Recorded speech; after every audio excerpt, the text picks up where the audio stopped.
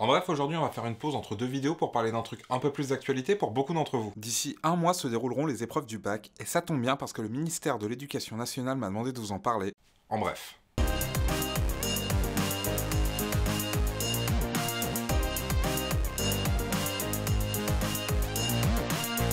Le bac, c'est un examen qui date du XIIIe siècle, mais bon, vous vous doutez bien qu'en 800 ans, ça a dû pas mal changer. Hein. Et ça a surtout été réformé sous Napoléon, qui a décidé de rendre tout ça un peu plus carré au début du XIXe siècle. Ça, c'est pour le côté histoire. Concrètement, ça sert à quoi d'avoir son bac? Bon, on pourrait se dire que c'est juste un papier qu'on va encadrer pour faire plaisir à ses parents, mais c'est tout de même indispensable si on veut avoir accès aux études supérieures et le travail qui va bien derrière. Je dirais même plus, en ayant son bac, on a 4 fois plus de chances de trouver un job. Je vais rapidement vous rappeler des choses qui peuvent paraître évidentes, hein, pensez à bien manger, bien dormir.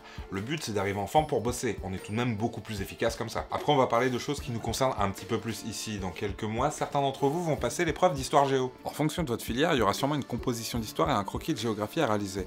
Le jeu, c'est pas d'ingurgiter un maximum d'informations et tout apprendre par cœur, faut réviser malin, optimiser. Du coup, comment faire pour péter le high score aux épreuves? Il y a des tonnes de petits trucs et astuces pour bien réviser et réussir un examen. Et pour vous filer un coup de main, le ministère de l'Éducation nationale a mis en place un site, Quand je passe le bac, pour justement vous filer plein de conseils pour préparer les examens. Et ils ont même mis en place un compte Snapchat pour que vous puissiez donner des retours de vos révisions. Ouais, le ministère de l'Éducation nationale a un compte Snapchat, le turfu mon gars. Je vous mets tous les liens dans la description, n'hésitez pas à aller y faire un tour. Niveau méthode, il y a plein de manières de faire. Déjà, n'essayez pas de faire des journées entières de révision, c'est le meilleur moyen de ne rien retenir. Posez-vous plutôt quelques heures par jour et faites des fiches qui résument les cours. Un peu comme je fais avec mes vidéos en fait. On a bien mieux saisi un concept quand on est capable de l'expliquer en bref, plutôt qu'en balançant plein d'infos aléatoires qu'on a retenues par cœur. Typiquement pour l'épreuve d'histoire, que ce soit l'explication de texte ou la dissertation, essayez de voir ça comme des histoires. Si vous n'êtes pas capable de raconter une histoire, vous aurez encore plus de mal à visualiser tous les enjeux d'une situation. Par exemple, c'est plus facile de comprendre la situation économique des États-Unis dans les années 30 si on se rappelle que juste avant, il y a eu la Première Guerre mondiale. Pareil pour la géo.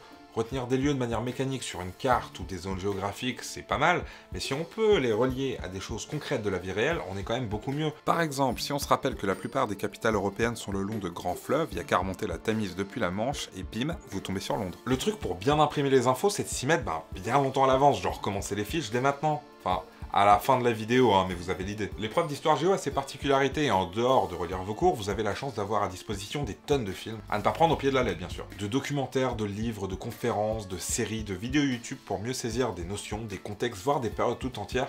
Puis bon, des contenus un peu plus détendus sur certains sujets, ça motive un petit peu plus pour bosser derrière. Perso, c'est aussi ce que je fais quand je prépare un sujet. Parce qu'en réalité, mes vidéos ne sont rien d'autre que des dissertations sur les sujets que je traite. Il y a de l'histoire partout en vrai. Il suffit de faire attention 2 secondes, il y en a même dans Game of Thrones. Après, chacun a une méthode qui lui convient mieux, à vous d'essayer et voir ce qui fonctionne pour vous. Enfin bref, tout ça du coup pour dire quoi?